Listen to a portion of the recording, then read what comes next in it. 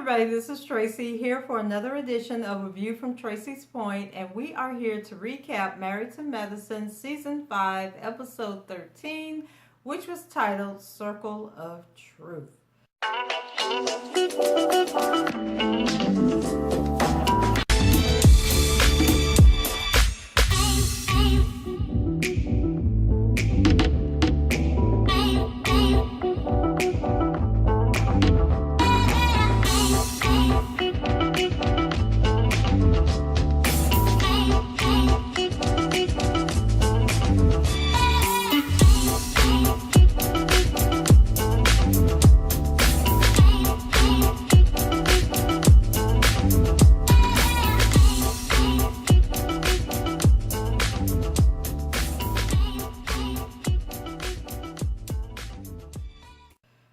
Okay, it's late. I'm trying to get these videos up tonight before I go to bed. And this episode was actually from Friday night, but it re-aired tonight on Bravo. And it was just so crazy and so much drama going on. So I'm going trying to rush through this. Hope I don't miss any key points. But basically, when the show started back up, Simone and Quad continued to argue about Quad getting away with everything within the group. Something that Mariah feels that she can never do, and she, makes a point of stating that. And so the husbands, they're watching, going like, "Oh my God, here we go again." So then Damon decides that he's going to intervene into the situation, and the other guys, I think it was Aiden, that was like, Daddy, don't do it, don't get involved with that. But Damon, he's like, "Look, this is ridiculous." So, he's trying to interrupt the ladies, but they still going at it. So he finally gets their attention and says, "Hey, the boat is docked. We getting ready to get off the boat. We're going to go over here and do whatever. And if y'all want to join us, you're more than welcome to, but we're not getting ready to do this." And then I think it was Dr. Greg that said that he was just going to jump over the side of the boat because he'd rather swim with the piranhas than to have to sit there and listen to the women bickering.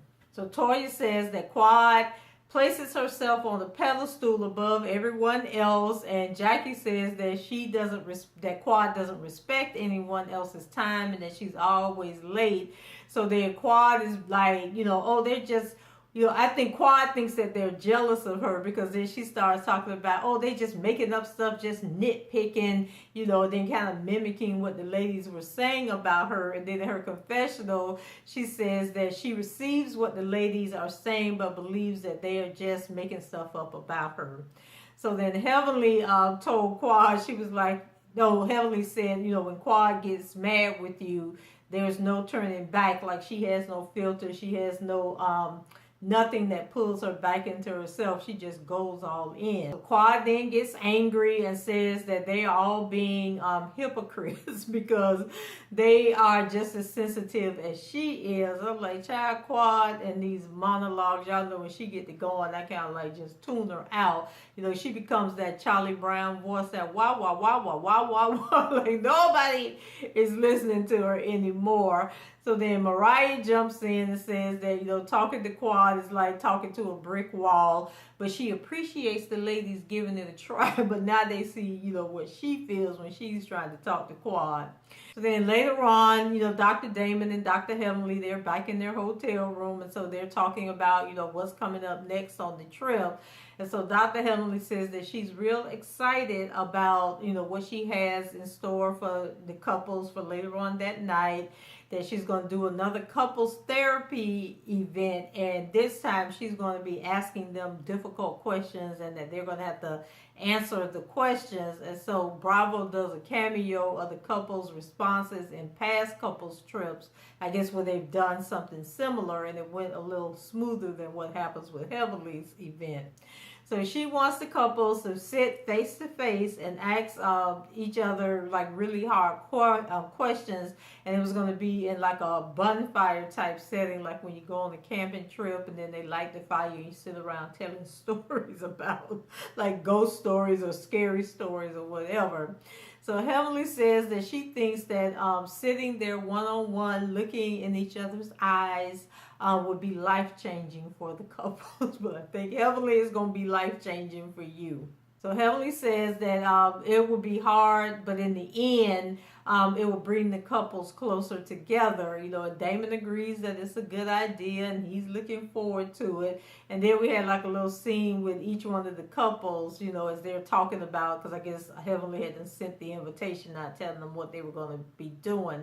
But Jackie and Curtis, they're talking, and Jackie says that she wants them to be open and honest in answering the questions that Heavenly throws their way. And then he agrees that he thinks that it'll be good for them and help them, bridge their way back together. And I don't know about y'all, but I kind of felt like Curtis and Jackie might have gotten it on the night before, because they seem to be in a much better place, a more mellow place. So I don't know if Curtis got lucky or what went on, whether he got lucky that night, the night before, or he got lucky the night after this bonfire took place. But I just definitely saw a little difference in him.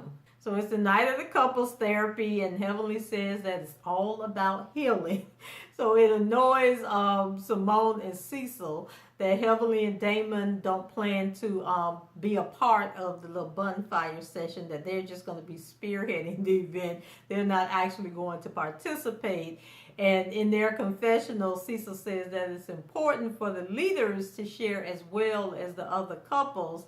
But Heavenly disagrees and says that her and Dr. Damon's issues are so minor that it would be unfair for them to participate, because then the other couples, they would feel inferior and really focus on their issues, knowing that they have such a perfect marriage or near perfect marriage.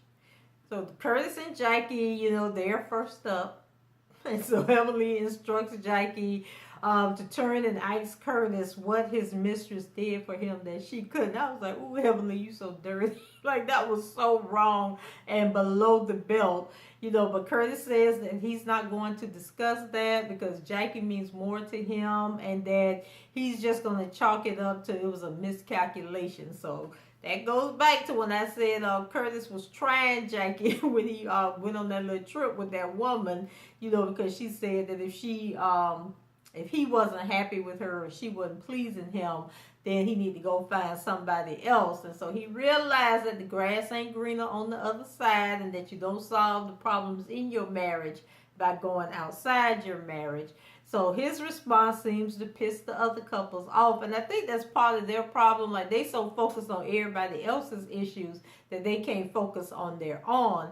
But Curtis says that he's focused on getting things right this time, and that he just, Jackie gave him another chance. He's going to do the right thing, and they're going to make the best of the situation.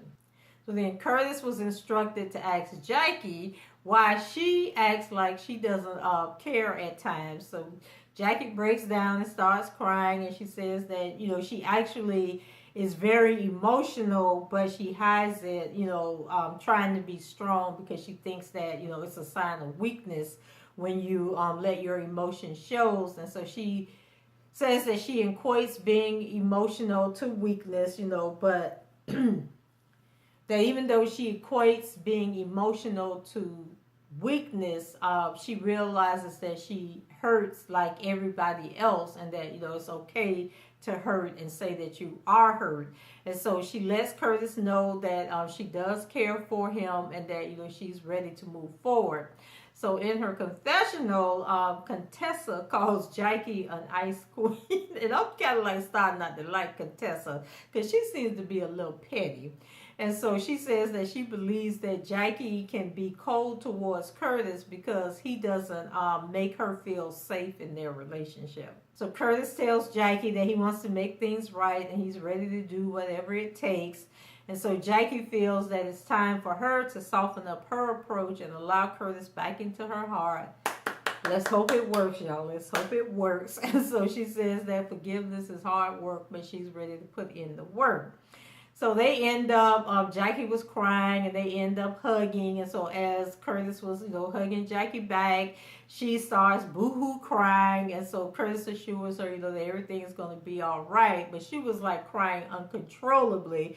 And then Quad and Toya, they looked disgusted that Jackie would even let Curtis touch her, or that she would display emotion and even be open to this exercise that Heavenly has going on. But Simone says that she likes their vulnerability and that they're willing to open up and share this moment with the rest of the group. So then Eugene and Toya are called up next by Heavenly, and this is where the whole episode just went left. Like where the whole game just got shot to hell because for some reason Toya didn't want to play this game. I don't know whether Toya thought Heavenly had some questions over there that was going to reveal some things about, you know, the true nature of her and Eugene's relationship or what it was. But from Jump Street, Toya was very defensive, very argumentative, didn't want to answer the questions, didn't want anybody else to answer the questions. And I just thought that that was a sign that maybe she has a little secret that she's hiding. So Heavenly instructs Eugene to ask Toya why she disrespects him in public. So Eugene refuses to answer the question and says that he doesn't think that Toya embarrasses him in public, that must be what Heavenly thinks. And then if Heavenly wants to know that question, then Heavenly need to ask, but he wasn't about to ask Toya that question. I think Eugene's scared of Toya.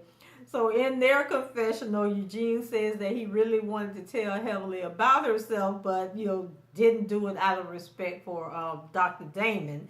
And so Toya, you know, she's instructed to answer if she loves Eugene outside of the material things that he can give her, you know, but Toya refuses and calls Heavenly a bad relationship therapist.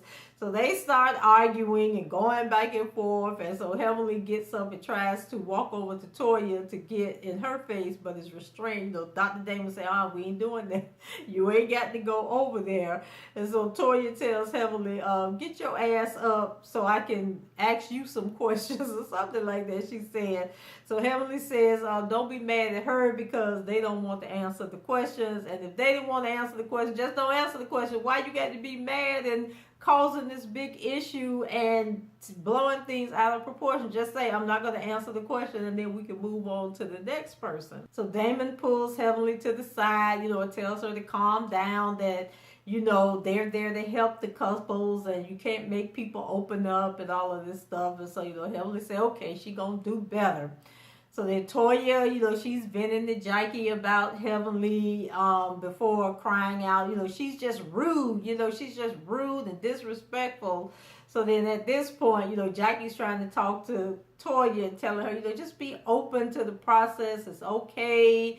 You know, it wasn't that bad and everything. So then Mariah walks over, and Mariah, you know, takes the moment to tell Jackie that, you know, she's proud of her and that, you know, she should fight for her marriage. And she reveals that there has been infidelity in her and Aiden's marriage, and that it was just a phase that they went through, and now they're stronger and better than ever, and, you know, she shouldn't give up on her marriage.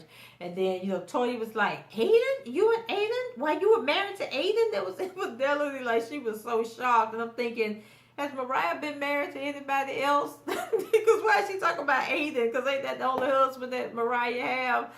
So Mariah lets her know that nobody is exempt from, you know, things going wrong in your marriage. So check yourself, Toya, like you ain't got this perfect marriage going on. So in her confessional, you know, Mariah confirms that Aiden cheated on her in the past, but they made a decision to fight for their marriage, you know, that their marriage was bigger and it was bigger than whatever situation they were going through. So then Mariah, you know, after all of this, you know, after she done told their business, she had to go over there to Aiden and, you know, tell Aiden that, hey, I shared this information with Toya and Jackie, you know, trying to be an encouragement, but he seemed to be okay. So she basically was telling Jackie and Toya that, you know, no matter what we go through or whatever, there's so much that we can learn from each other, and we can put the pettiness aside and just be here for one another. So Jackie, you know, she was kind of emotional, but she thanked Mariah, you know, for being open and honest and sharing, you know, the information with her. So then Cecil and Simone were up next. So I guess Simone was gonna act like Toya was acting, like she ain't want to be revealing and opening up in front of the group. So Cecil says that he isn't feeling good about this, but will take one for the team, you know, if it will help somebody else get to their issues. So Simone is instructed to ask Cecil if it was fair for him to invest money in the app without talking to her first. So he says that, you know, Simone did the same thing when she bought a Maserati without asking him. And I'm just like, y'all just spending big money. Just doing whatever with the money. And I'm like, how does your spouse take that kind of money out of the bank account and you just not know about it until they show up with whatever it is that they done purchased? And so Simone basically told Cecil, you need to stay focused and stay fair. And talk about why you took them $25,000 out, not about what I did or what I spent money on. And so those two get to arguing and carrying on. So then Cecil gets frustrated, because Simone, doesn't want to talk about the real issue. Because I think he took the money because she had bought the car. So he was like, tit for tat. And so she says that Cecil acts like, she is the problem and he's perfect, but he's not. And then Cecil was like, this is some dumb shit. And, because he seemed like he was really wanting to open up and talk about the issue. But Simone was just yelling and screaming and acting crazy like she did that episode when I told her that she better watch herself for a marriage be in trouble. I think that was like season 2 or season 3 when they were storming at that restaurant. And she was like, why do you set me up to fail? And I was like, girl, if you don't stop. But Cecil told her then she was going to keep talking to him any kind of way. And one day he wasn't going to be there. So I don't know. It is what it is. They just arguing and bickering and going back and forth, screaming. And when Simone get emotional, she had that little high-pitched voice and you can't really make out what she's saying. So then Cecil starts walking away, and then Curtis and Jackie get up, to go after him. And then I think a couple of more, I think everybody had then got up and went after him.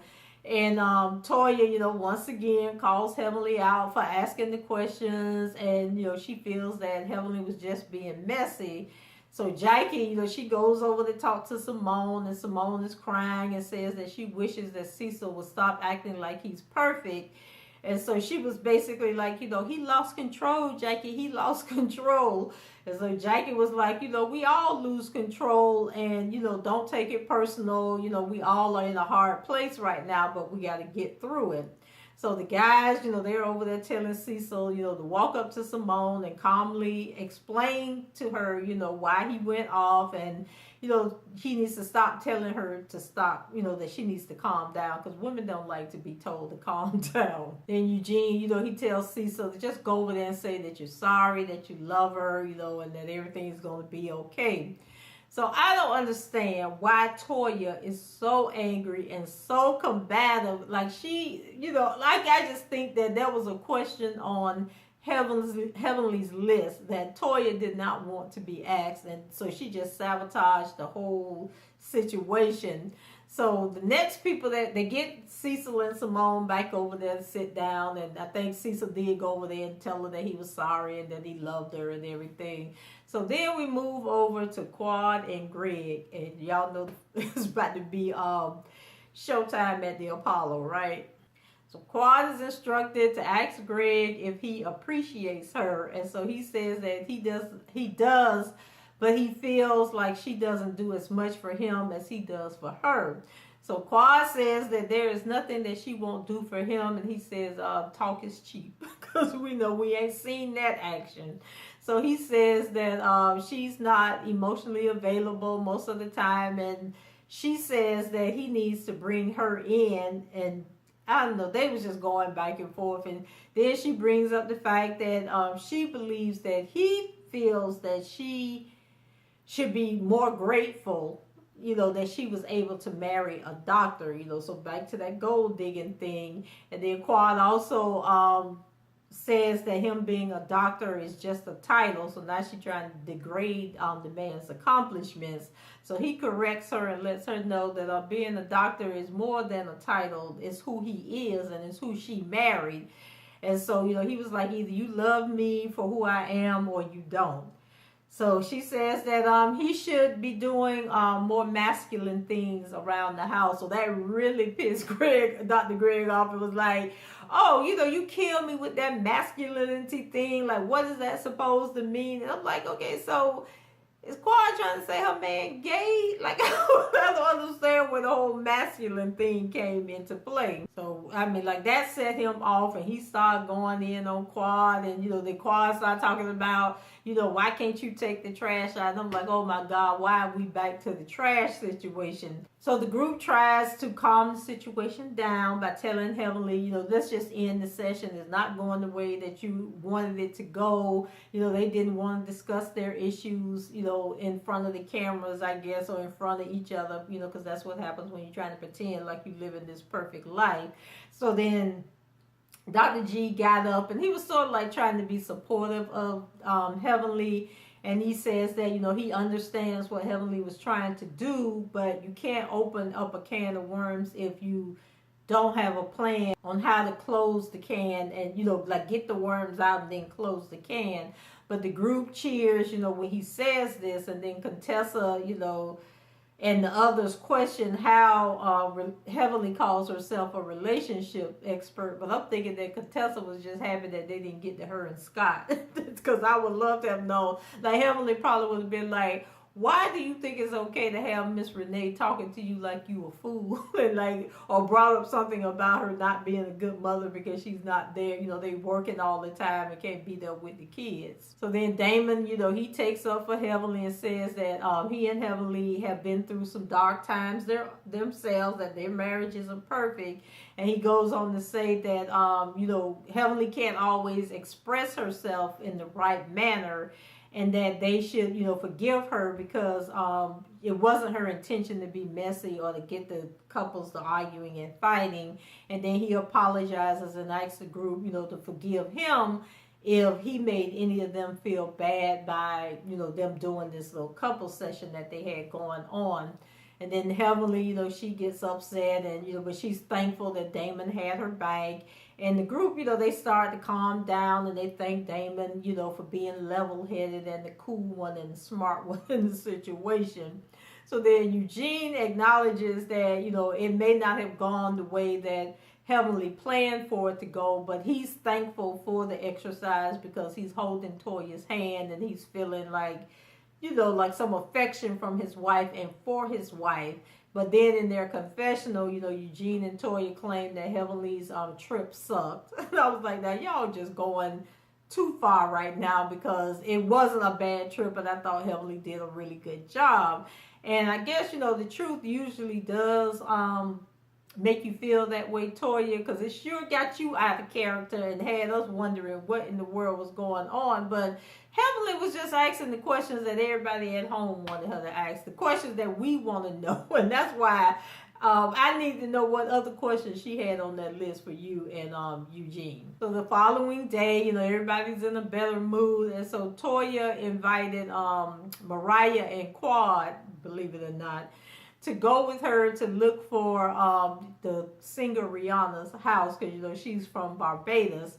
So they could barely get into this little toy car that they had. And I was just like, oh my God, if they get into an accident, this is just going to be a hot mess. So, they're crazy, but it was good that they weren't arguing and fighting. And so they don't even know where they're going. Well, I think they knew where they were going, but then Quad was like, how, if we don't even have a radio in the car, how do you have GPS?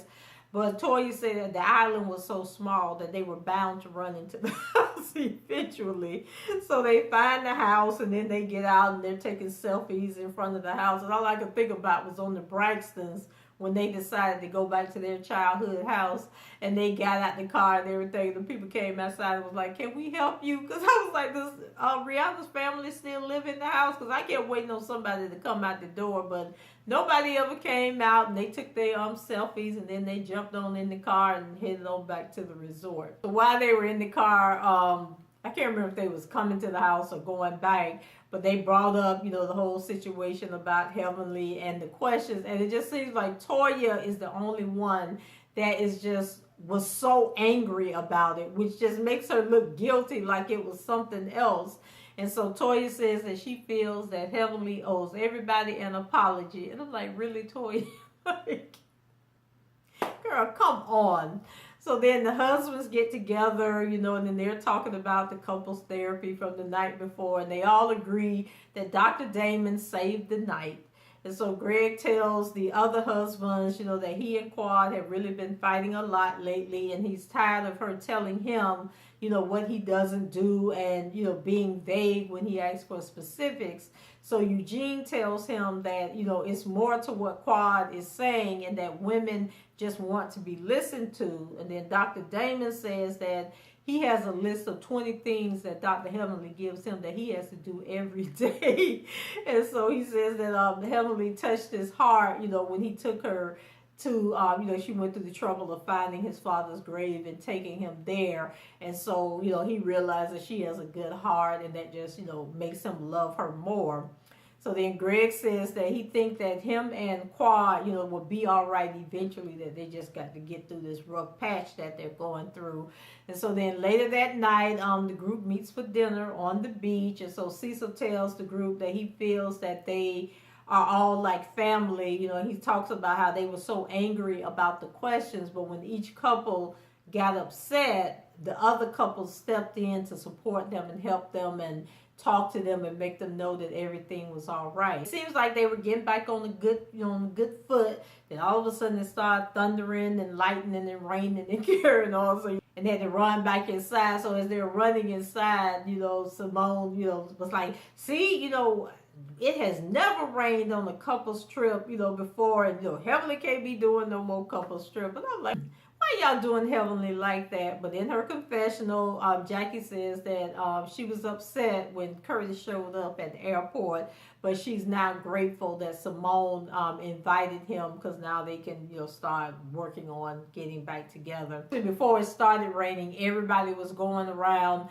putting their little digs in and being sarcastic, trying to make Heavenly feel bad, like she had done something wrong. So I thought when the rain came, that was a perfect ending to the cloud they had cast over the trip with their own negativity. So you guys let me know, did you think Heavenly was wrong with the questions that she was asking? Because like I said, she was asking questions that I needed the answer to. So I don't know why Toya was tripping. And do you think that there's something in Toya and Eugene's marriage that she was afraid was going to come out? So leave your comments below. Rate the video. Subscribe to the channel if you haven't done so already. I hope everyone has a wonderful week. And until the next time, I shall talk to you guys later. Bye-bye.